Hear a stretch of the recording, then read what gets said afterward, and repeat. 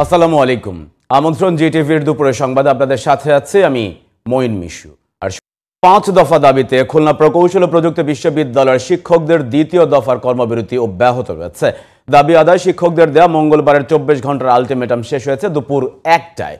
পরবর্তী কর্মসূচি নির্ধারণের বৈঠকে বসেছেন শিক্ষকরা। দাবি আদায়ে সোমবার থেকে দ্বিতীয় দফায় এই কর্মবিরতি শুরু হয়। একাত্মতা ঘোষণা করে শিক্ষকদের কর্মসূচিতে অংশ নিয়েছেন শিক্ষার্থীদের একাংশ। 18 ফেব্রুয়ারি ক্যাম্পাসে লিফলেট বিতরণকে কেন্দ্র করে শিক্ষার্থীদের সাথে ছাত্রদল ও বহিরাগতদের সংঘর্ষ হয়। এরপর উপাচার্যের অপসারণ সহ নানা দাবিতে আন্দোলনে নামেন শিক্ষার্থীরা। এর জেরে 3 মাস ধরে বন্ধ বিশ্ববিদ্যালয়ের শিক্ষা কার্যক্রম। এ ঘটনায় 25 এপ্রিল বিশ্ববিদ্যালয় মঞ্জুরি কমিশনের প্রতিনিধি দলের তদন্ত প্রত্যাখ্যান করে শিক্ষক সমিতি। শিক্ষকদের ওপর হামলাকারীদের শাস্তি, সামাজিক যোগাযোগ মাধ্যমে শিক্ষকদের বিরুদ্ধে অপপ্রচারমূলক পোস্ট অপসারণ সহ 5 দাবিতে কর্মবিরতি পালন করছেন শিক্ষকরা। দর্শক, এই বিষয়ে আরো তথ্য নিয়ে কুয়েট থেকে যুক্ত হচ্ছেন সহকর্মী লিয়াকত হোসেন। লিয়াকত, শিক্ষকদের বৈঠক কি এখনো চলছে? কোনো সিদ্ধান্তে কি তারা আসতে পেরেছেন কিনা জানাবেন আমাদের।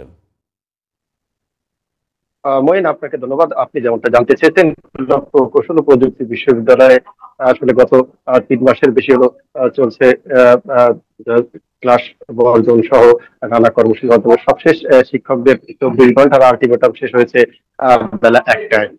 তো শিক্ষকরা বেলা 12টায় এসে তারা ভিসি কার্যালয়ের নিচে অবস্থান কর্মসূচি পালন করেছে। তখন তারা জরুরি বৈঠকে বসেছে, যেহেতু এই 24 ঘন্টার মধ্যে তাদের যে 5 দফা দাবি ছিল এবং শিক্ষক লাঞ্ছিতের সাথে যারা জড়িত তাদের বিচারের দাবিতে, তাদের 5 দফা দাবিতে তারা এই আলটিমেটাম দিয়েছিল। সেই আলটিমেটামের সময়ের মধ্যে তাদের কোনো দাবির বিষয়ে এখনো কোনো সিদ্ধান্ত হয়নি, যে কারণে তারা জরুরি বৈঠকে বসেছে সভাকক্ষে।